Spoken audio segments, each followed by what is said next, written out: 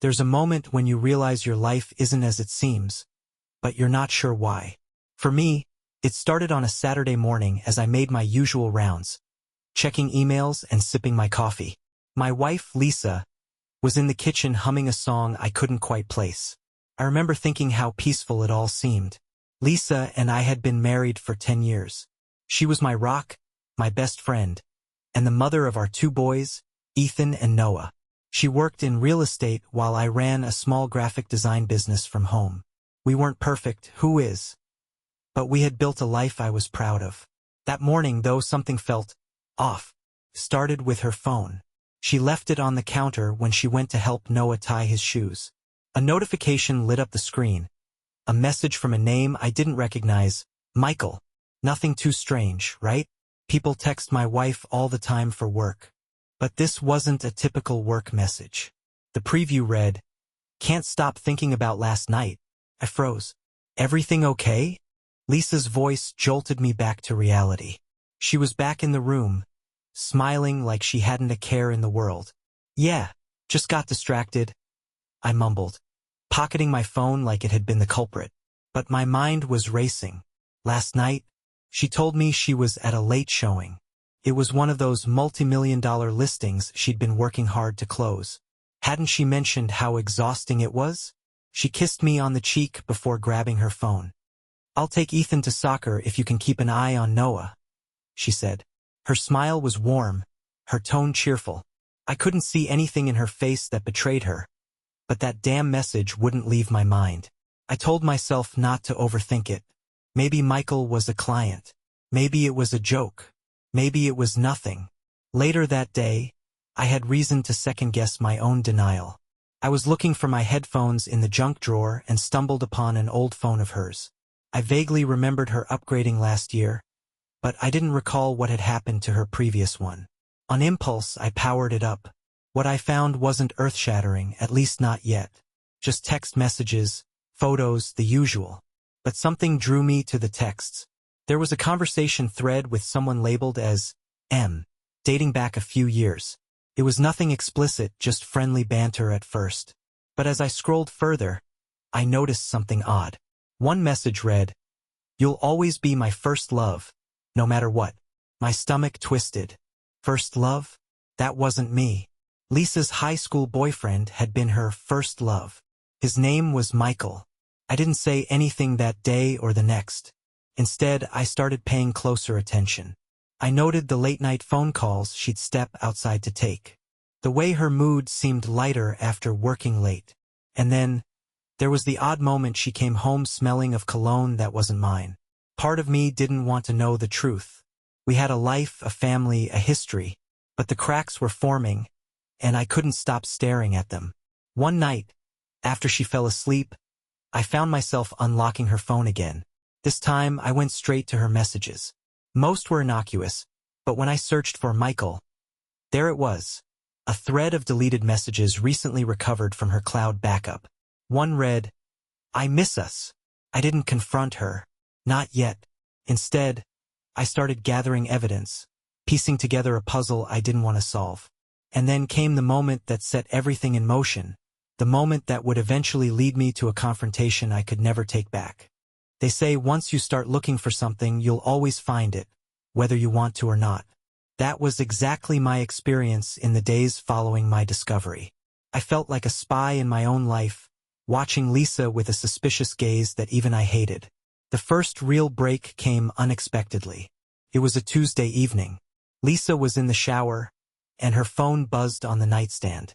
I wasn't going to look. I had promised myself I wouldn't. But old habits die hard, and my hand had already reached for the screen before I could stop myself. The message was from Michael. It said, "Saturday. Usual place? Can't wait to see you." I sat on the edge of the bed, staring at those words. My heart raced. What usual place? What was happening this Saturday? Lisa had told me she was hosting an open house all weekend. When she stepped out of the bathroom, wrapped in a towel, I quickly put her phone back down and grabbed the TV remote, pretending to flip channels. She kissed me on the cheek and started rummaging through her closet, oblivious to the storm brewing in my head. "Big plans this weekend?" I asked casually, testing the waters. She didn't even pause. Just work. That new listing downtown is going to take all day. Maybe both days. I nodded, forcing a smile.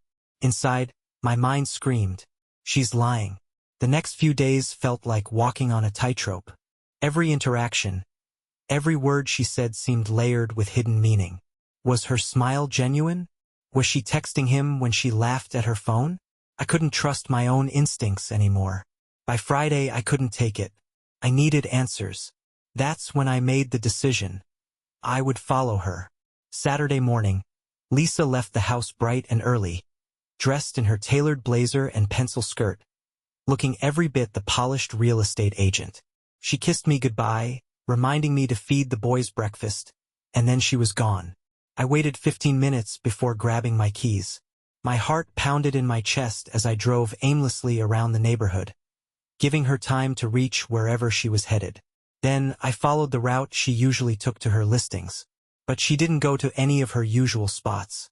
Instead, she drove to a small cafe on the other side of town. Parking a block away, I watched as she stepped out of her car and walked inside. A man, tall, with sandy blonde hair and the easy confidence of someone who knows they're charming, was already waiting at a table. He stood up, smiling warmly, and embraced her. It wasn't just a friendly hug. It was the kind of hug that lingers. The kind where you don't want to let go. I stayed in my car, torn between storming in and demanding answers or quietly observing. For some reason, I chose the latter. They talked for over an hour, leaning in close, laughing like they shared some secret world I wasn't a part of. When they left, I followed them. I felt ridiculous, like I was in some bad spy movie. But this wasn't fiction. This was my life unraveling before my eyes. Their destination? A boutique hotel nestled discreetly in the city's arts district. They walked inside together, hand in hand. I sat in the parking lot for what felt like an eternity, staring at the entrance. Part of me wanted to charge in and catch them in the act, but another part couldn't bear the thought of seeing what I already knew was happening. When I finally drove home, I was numb. The boys greeted me at the door, asking if they could play video games. I barely heard them. My mind was still at that hotel, replaying every detail of what I'd seen. Lisa returned late that evening, cheerful and energetic. The open house was a huge success, she said, kissing me on the cheek. We might even have a buyer lined up. I forced myself to smile. That's great news. Inside, I felt like I was falling into a black hole. That night, I couldn't sleep. I kept replaying the scene at the cafe, the embrace, the hotel. I had seen enough to know something was going on, but I still didn't have the full picture. I needed more. I needed proof, something undeniable. The next day, I made a decision. I would confront her eventually, but not until I had gathered every piece of evidence I could. If this was going to be a fight, I wanted to be armed. But for now, I would keep playing the part of the trusting husband. The game wasn't over yet. Sunday morning came, and Lisa was as radiant as ever. She hummed a tune as she made breakfast, flipping pancakes and laughing with the boys. To anyone else, she would have seemed like the perfect wife and mother. But to me, the sight felt like a carefully crafted illusion. I played along, smiling at her jokes, helping with the dishes, pretending nothing was wrong. All the while, I was thinking about my next move. I needed more than my suspicions. The images from the cafe and the hotel weren't enough. If I confronted her now, she could twist the story or deny everything. No, I needed undeniable proof. After breakfast, I told Lisa I needed to run errands. She kissed me absent-mindedly and returned to helping Ethan with his art project. It was almost laughable how easily she let me leave, completely unaware that I was on a mission. My first stop was a small electronics store on the edge of town. I'd done some research the night before, and I knew exactly what I needed: a GPS tracker and a discreet recording device. The salesperson didn't ask questions, and I didn't offer any explanations. By the time I left the store, my hands were shaking, but I felt more determined than ever. The next step was installing the tracker. Lisa's car was parked in the driveway when I got back. She was still inside, working on something in the living room. I grabbed a toolbox from the garage to keep up appearances and quickly attached the device under her car's rear bumper. My heart pounded the entire time, but the thrill of taking action kept me focused. That evening, Lisa mentioned another long workday coming up on Wednesday. My stomach tightened, but I didn't let it show. "Good luck with the showing," I said casually. She smiled. "Thanks, love. You're the best." I had to look away to hide the storm brewing inside me. By the time Wednesday arrived, I was ready. I set up the GPS tracker app on my phone and waited for Lisa to leave. She kissed me goodbye, dressed sharply in a sleek blazer and skirt, and promised to call if she got home late. As soon as her car pulled out of the driveway, I grabbed my phone. The tracker showed her heading toward the city again. My suspicions were confirmed when she stopped at the same cafe where I'd seen her with Michael. I waited a few minutes before heading out myself, careful to take a different route so I wouldn't run into her. I parked a block away from the cafe, just in time to see her leaving with him. This time, though, I wasn't content to watch from afar. They walked to a nearby park, where they sat on a bench under the shade of an old oak tree. I positioned myself a safe distance away, blending in with a group of joggers stretching on the grass. My recording device, tucked neatly into the pocket of my jacket, picked up fragments of their conversation. Most of it was mundane, small talk about work and life. But then Michael leaned closer, his voice dropping. "Have you told him yet?" Lisa shook her head, her voice barely audible over the breeze. "Not yet. I need more time. It's complicated." Michael sighed, brushing a strand of hair from her face. "Lisa, we can't keep sneaking around forever. You said you wanted this." "I do," she said quickly. He's a good man. I don't want to hurt him." A wave of anger surged through me, but I kept my composure. "You don't want to hurt me? Then why are you doing this?" They parted ways soon after, with Lisa returning to her car and Michael heading in the opposite direction. I followed her discreetly as she drove to a different part of town, a small boutique hotel. She parked, glanced around nervously, and went inside. This time, I didn't just sit in my car. Inside the hotel lobby, I approached the front desk, trying to look casual. "Excuse me," I said to the clerk. "My wife is meeting someone here, but I forgot which room. Could you remind me?" The clerk frowned. "I'm sorry, sir. We can't give out that information." I leaned in, lowering my voice. "Listen, it's our anniversary. I just wanted to surprise her. Please." Her expression softened.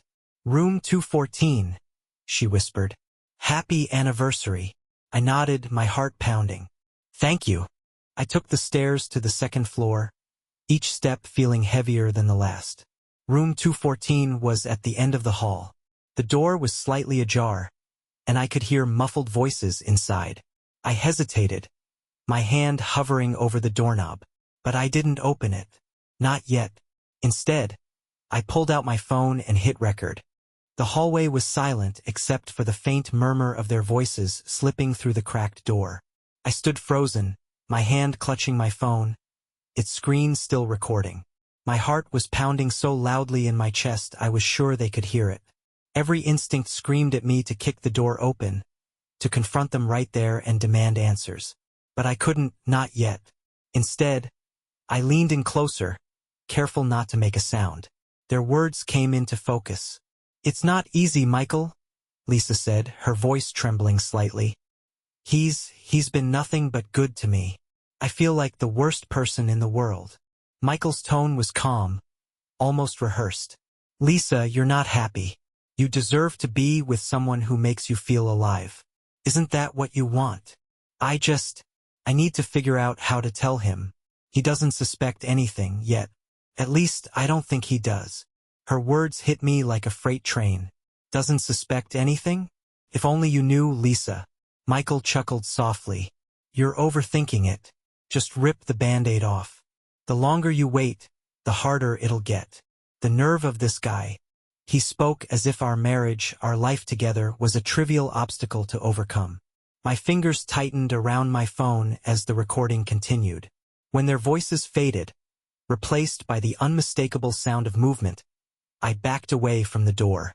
My mind raced, I had what I needed, confirmation that Lisa was hiding something.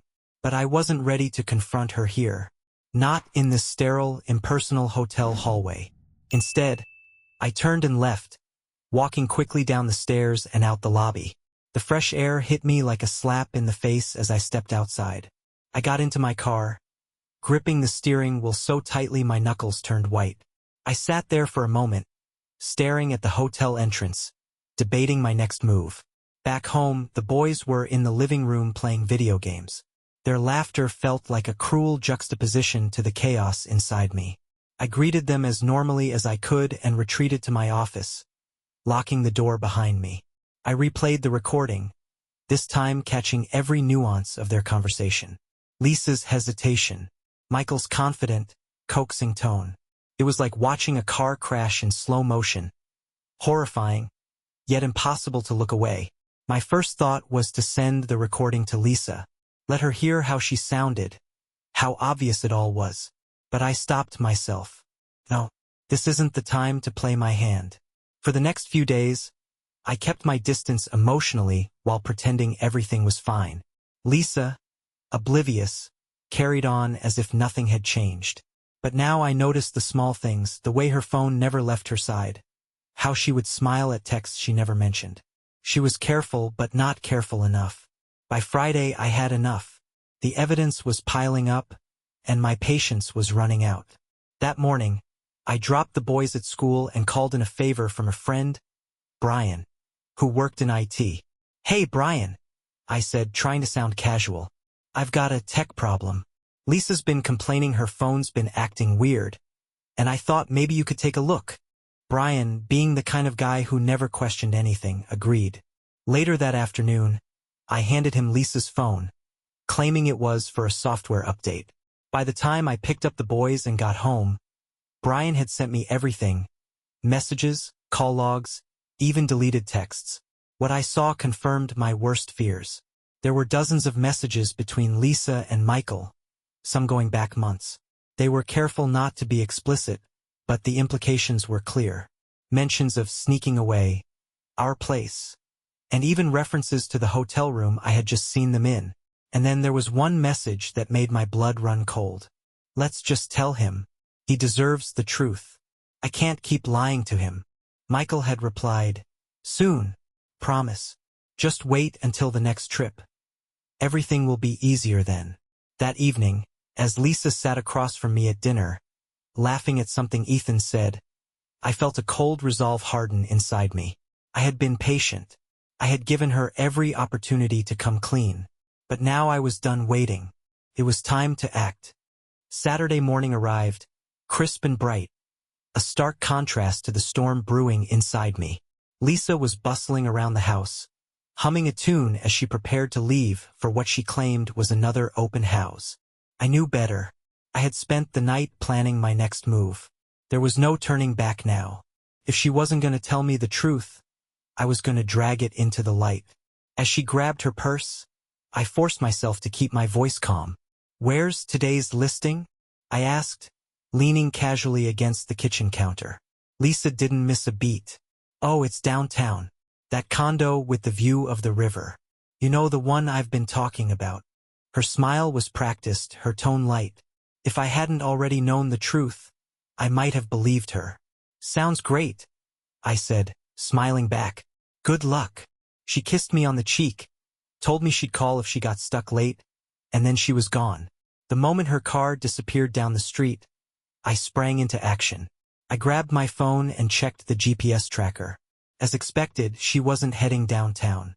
Instead, she was driving toward the same cafe she had visited with Michael before. This time, I didn't hang back. I parked a few cars down and waited until she went inside. Then I followed her. The cafe was small and crowded, but I spotted them immediately. Lisa and Michael sat at a corner table, heads close together. He reached out and brushed her hand, and she smiled in a way I hadn't seen in months. It took everything I had not to walk over and flip the table. Instead, I found a seat near the back and pulled out my phone, pretending to scroll while I recorded them. Their body language said everything their words didn't. They were comfortable, intimate, couple. After about 20 minutes, they stood and left the cafe. I followed them to the boutique hotel, my heart pounding with a mixture of rage and adrenaline. They disappeared inside, and I hesitated, trying to decide what to do. This was the moment I had been dreading and anticipating for weeks. I gave myself one last minute to steel my nerves. Then I walked into the lobby. The front desk clerk looked up as I approached. "Can I help you, sir?" I forced a smile. "Yes, I'm looking for my wife. She just checked in. Room 214, I believe." The clerk hesitated. "I'm sorry, sir. We can't." "Listen," I interrupted, lowering my voice. "I'm not here to cause a scene. I just need to speak to her. Please." She glanced around, clearly uncomfortable, but eventually nodded. "Just, please keep it discreet."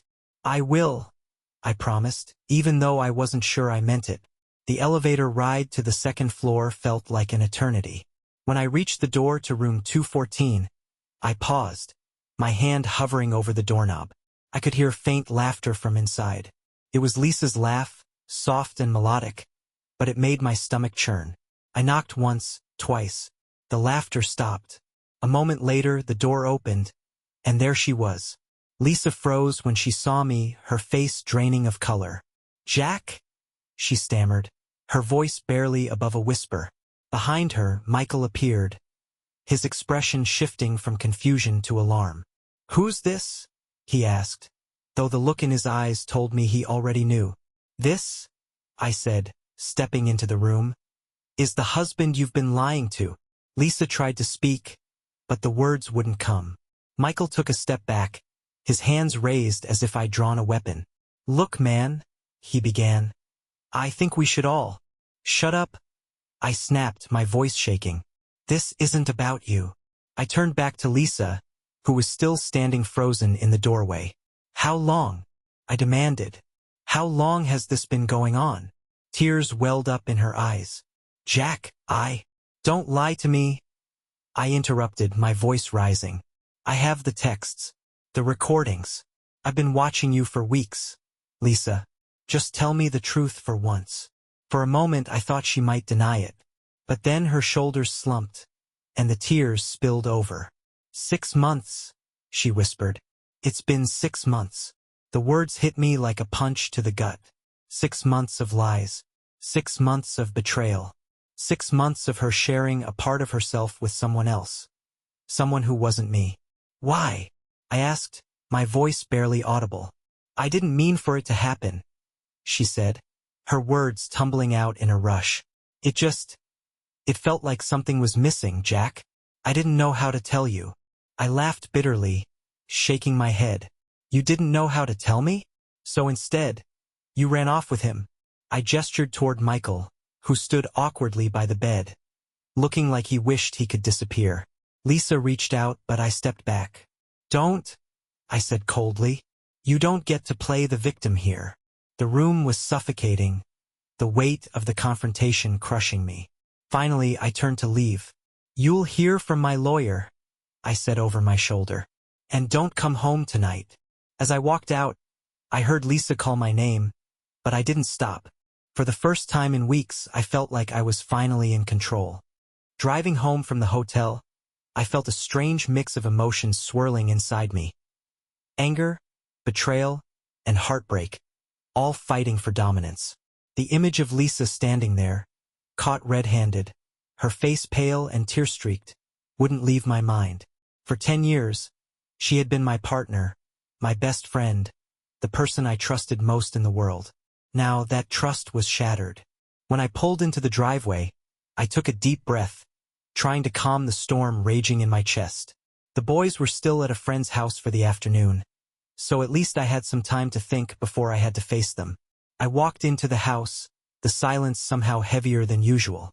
Every corner seemed to hold memories of our life together, memories that now felt tainted. I went to my office, shutting the door behind me. My phone buzzed with a text, and I didn't even need to check the screen to know who it was. Sure enough, it was Lisa. "Jack, please, let me come home so we can talk. I'll tell you everything. Just don't shut me out."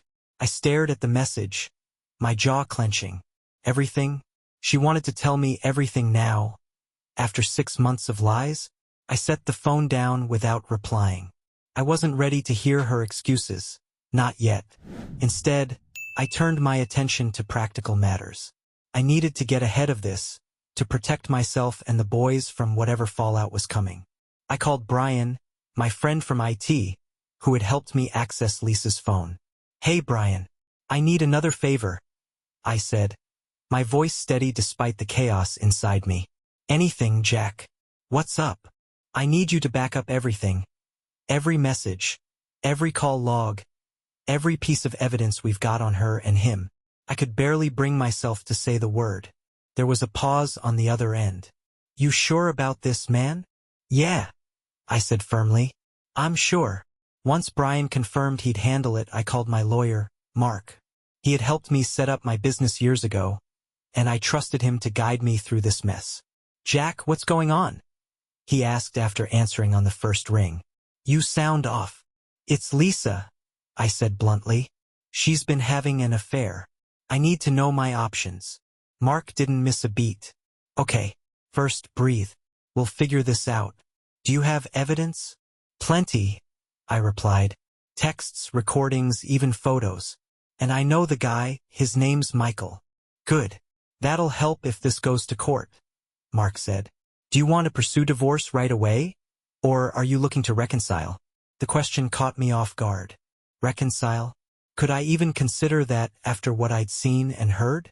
"I don't know," I admitted. "Right now, I just need to protect the boys and make sure I'm not blindsided." "Understood. Let's meet first thing Monday morning. In the meantime, document everything. Keep a cool head, Jack." The call left me feeling slightly more grounded. I spent the rest of the day going through our shared accounts, looking for anything unusual. Hidden expenses, unexplained withdrawals, anything that might give me a clearer picture of just how far this had gone. Sure enough, I found what I was looking for. Hotel charges, dinners, even a charge for flowers from a shop I didn't recognize. By the time the boys came home, I was emotionally drained. They ran into the house, laughing and shouting about their adventures at their friend's place, completely unaware of the storm tearing their family apart. "Hey, Dad," Ethan said, grinning as he plopped onto the couch. "Did Mom get back yet?" The question hit me like a punch to the gut. I forced a smile. "Not yet, buddy. She's working late." It wasn't a lie, at least not entirely. That night, as I tucked the boys into bed, I felt the weight of what was coming. They didn't know it yet, but their world was about to change. I kissed them goodnight, lingering in their room longer than usual. When I finally left, I found myself standing in the hallway, staring at the empty bed in the master bedroom. Lisa's text messages had stopped hours ago. I knew she was waiting for me to reach out, to invite her back so we could talk, but I wasn't ready for that. Not yet. Instead, I grabbed a blanket and settled onto the couch in the living room. Sleep didn't come easily, but when it did, it was filled with fragmented dreams of what once was, and what might never be again. The next morning, I woke to the sound of my phone vibrating on the coffee table.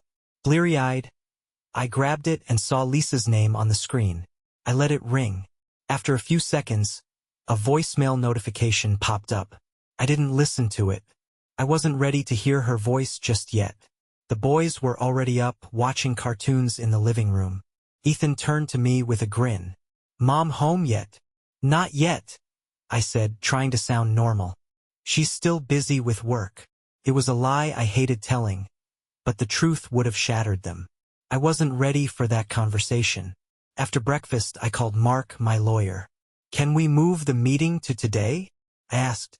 "I need to start putting things in motion." Mark agreed, and an hour later I was sitting in his office, a folder of evidence in my lap. I laid it out on his desk, text messages, recordings, receipts. Mark reviewed everything with the sharp eye of a man who'd been through this before. "This is solid," he said finally, leaning back in his chair. "You've got enough to establish infidelity, which could work in your favor during divorce proceedings. But there's a bigger question here, Jack.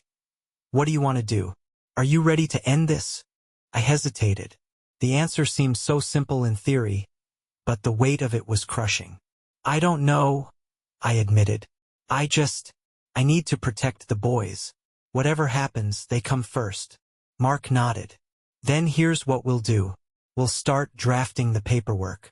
You don't have to file anything right away, but this will give you options.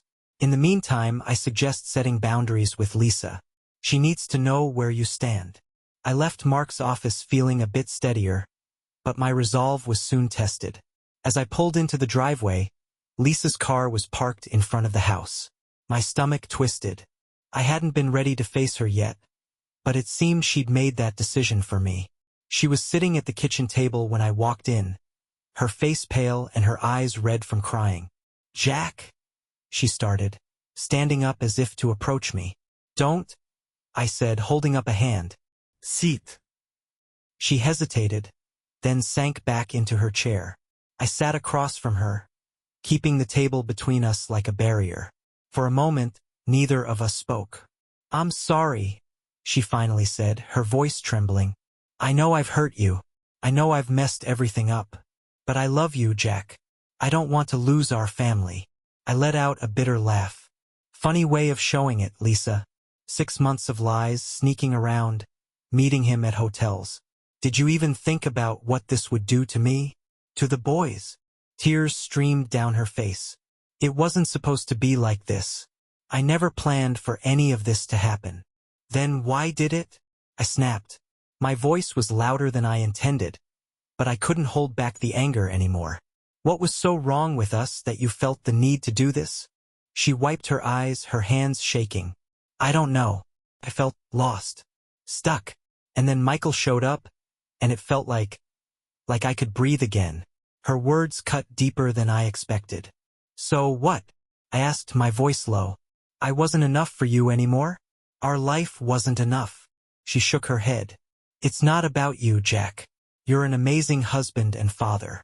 This is about me, my mistakes, my selfishness." Her honesty was almost worse than her lies. I leaned back in my chair, letting her words sink in. "I talked to a lawyer," I said finally. Her eyes widened, and she opened her mouth to speak, but I cut her off. "I haven't filed anything yet, but I'm not making any promises. Right now, my priority is the boys." Lisa nodded slowly, her expression crumpling. "I'll do whatever it takes to make this right, Jack. Just, please don't shut me out." I stood, unable to sit there any longer. "You should stay somewhere else for a while," I said. "I need space to think."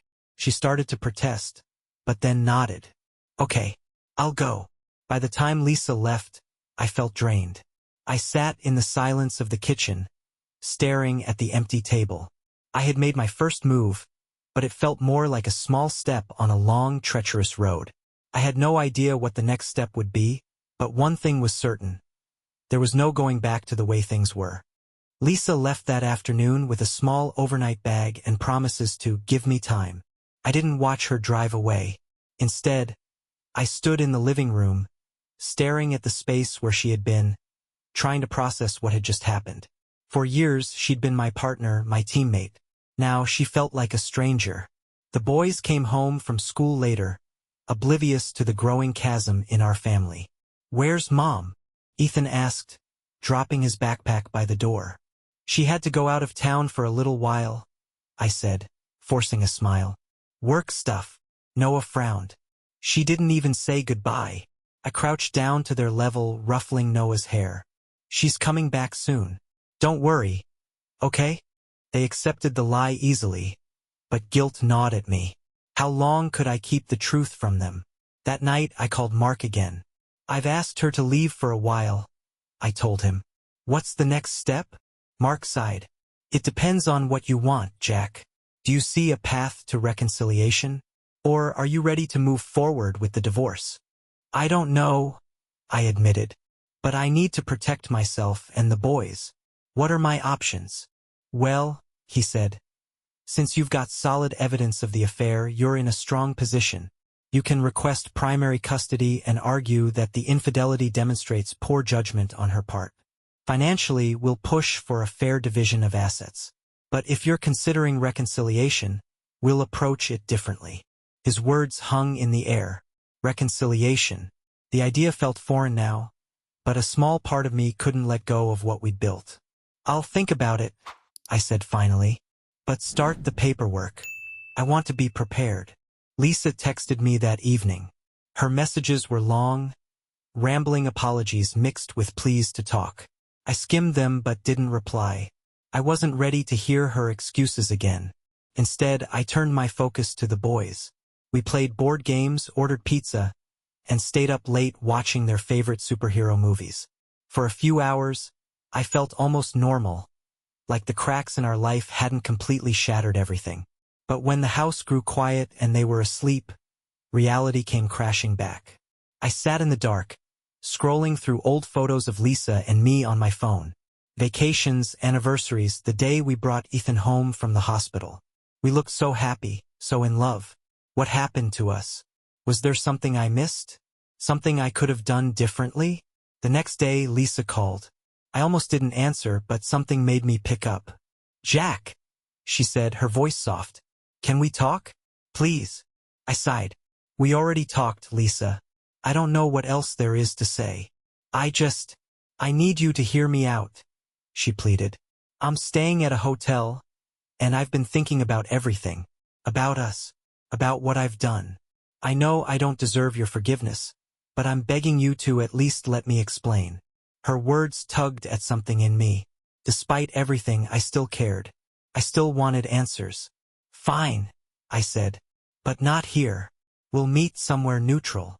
"Thank you," she said quickly. "You name the time and place." We met at a quiet park the next day, sitting on opposite ends of a bench by the lake. Lisa looked different. Tired, vulnerable. The confident, polished woman who had been sneaking off to hotel rooms with Michael was nowhere to be seen. "I don't even know where to start," she said, wringing her hands. "Try the beginning," I said coldly. "6 months ago, when you decided to throw away our life for him." She flinched but nodded. "It wasn't like that," she said. "Michael, he came back into my life out of nowhere. We started talking, catching up. At first, it was just friendly. But then, I don't know, it got complicated." "Complicated," I repeated, my voice rising. "You lied to me, to your kids, for 6 months. That's not complicated, Lisa. That's betrayal." She wiped at her eyes. I know I hurt you. I hate myself for it.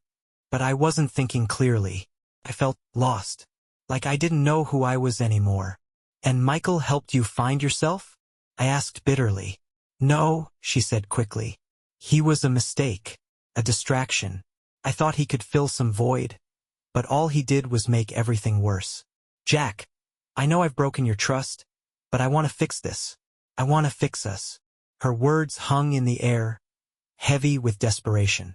For the first time, I saw not just the woman who betrayed me, but the woman who was clearly broken herself. But could I forgive her? Could I ever trust her again? I didn't know. "I need time," I said finally, standing up. "Don't call me. Don't text me. I'll let you know when I'm ready to talk again." Lisa nodded, tears streaming down her face. "Okay, I'll wait as long as it takes." As I walked back to my car, I felt a glimmer of control returning. The fallout was far from over, but at least now, I was the one calling the shots. The days after my meeting with Lisa were a blur. I threw myself into a routine, taking the boys to school, managing my graphic design business, and distracting myself with anything that didn't involve thinking about her. But no matter how busy I tried to stay, the questions gnawed at me. Could I forgive her? Should I? Lisa kept her promise to stay away, but her absence was palpable. The house felt emptier without her, and the boys started to notice. One evening, Ethan asked, "When's Mom coming back?" She didn't even call to say goodnight. "She's just busy, buddy," I said, trying to sound upbeat. "She'll be back soon." But the truth was, I didn't know if she ever would. Mark called midweek with an update. "The draft paperwork is ready," he said. "But there's something I think you should see first." He emailed me the documents. Attached was a financial analysis Mark had run, based on the accounts I'd shared with him. As I scanned the numbers, my stomach dropped. There were more charges, hidden withdrawals and payments I hadn't noticed before. A few thousand here, a few hundred there. All tied to Lisa's separate bank account. It wasn't just dinners and hotel rooms.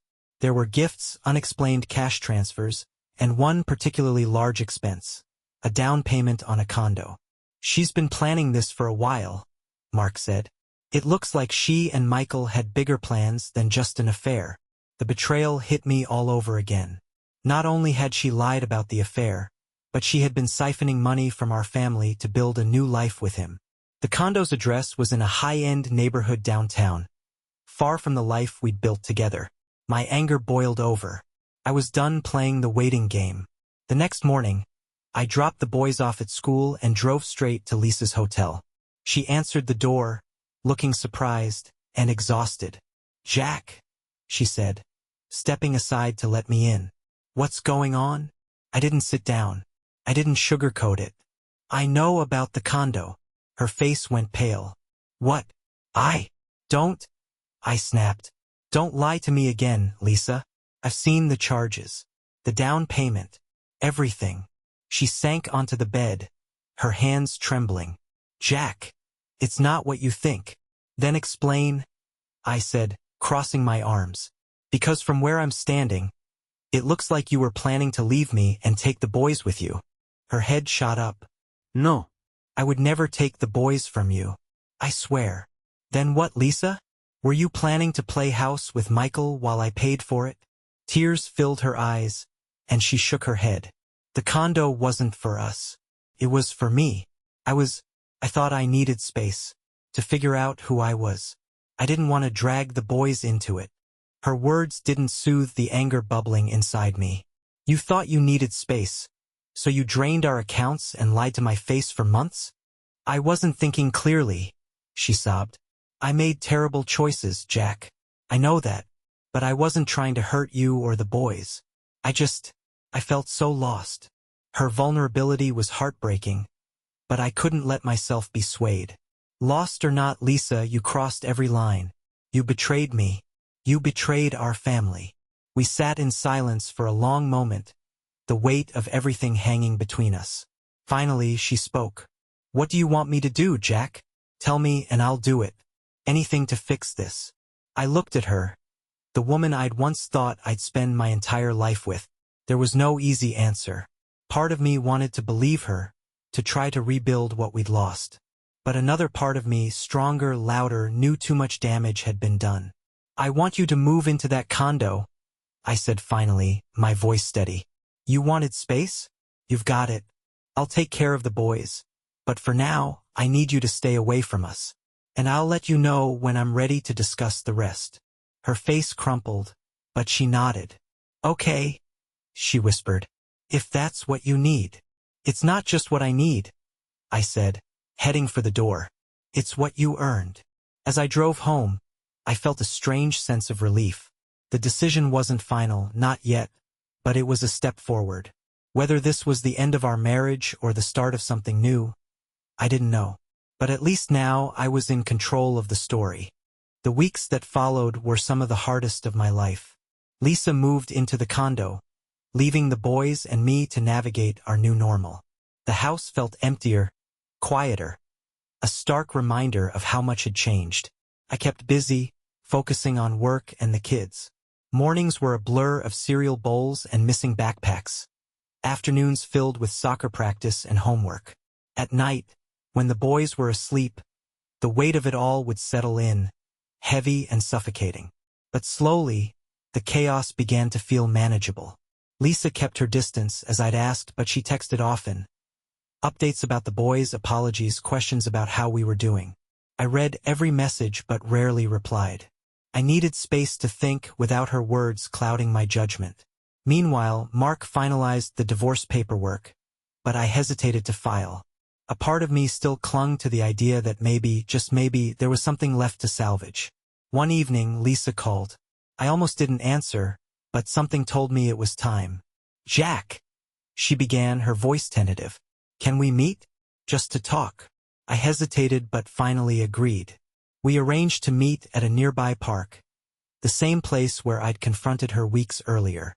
When I arrived, She was already there, sitting on a bench by the lake. She looked different. Tired, yes, but also calmer. More reflective. "Thanks for meeting me," she said as I sat down. "I'm not sure what there is to say," I replied, keeping my tone neutral. She nodded, looking down at her hands. "I've been seeing a therapist," she said quietly, "trying to figure out why I made the choices I did. Why I hurt you, hurt us." Her honesty caught me off guard. "And?" I asked.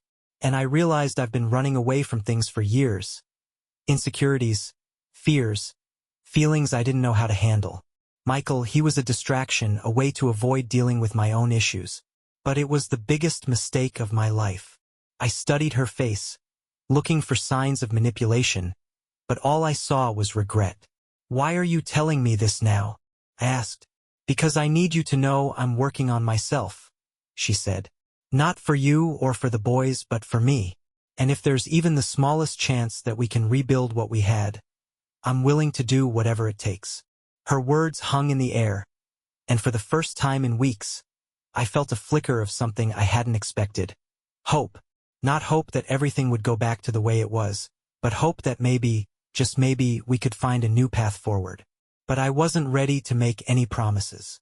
"It's not that simple, Lisa," I said. "You broke something that might not be fixable." "I know," she said, her voice breaking, "and I'll accept whatever you decide." But I had to try.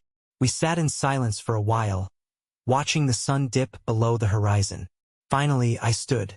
"I need more time," I said, "but I'll think about what you've said." She nodded, tears in her eyes. "That's all I can ask." The next few months were a slow process of rebuilding. Not our marriage, but the foundation of trust that had been destroyed.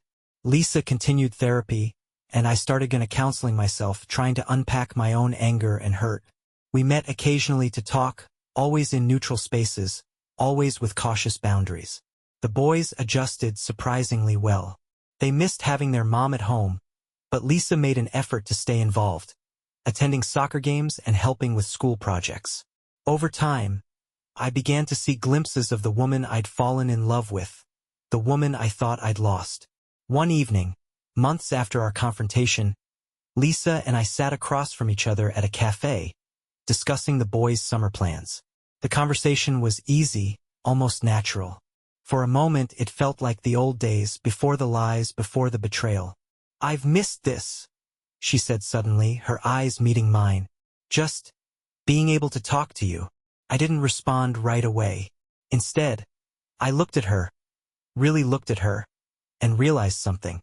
She wasn't the same person she'd been 6 months ago. Neither was I. We had both been through hell, but we had survived. "I don't know what the future holds," I said finally, "but I think we owe it to ourselves and to the boys to see where this goes." Her eyes filled with tears, and she nodded. "I'd like that," she said softly. Rebuilding wasn't easy, and it wasn't quick.